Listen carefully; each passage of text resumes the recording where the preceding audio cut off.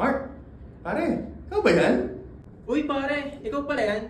Ano, kamusta na? Upo ka muna. Long time no see.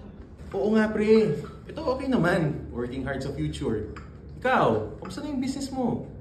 Okay naman pre, sobrang busy lang sa pag-aayos ng claim dahil sa mga nasira nung nakaraang bagyo.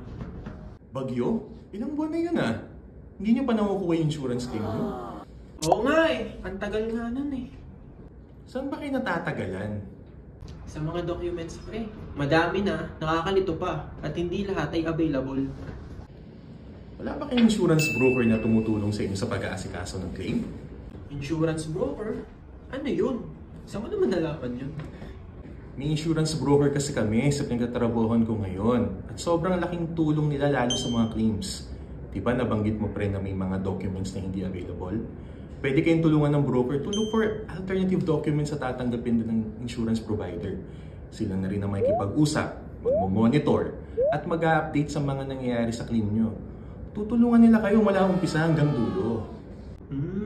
Ibig sabihin pre, after kong ibigay yung mga documents, makakapag-focus na ulit ako sa trabaho ko ng shop.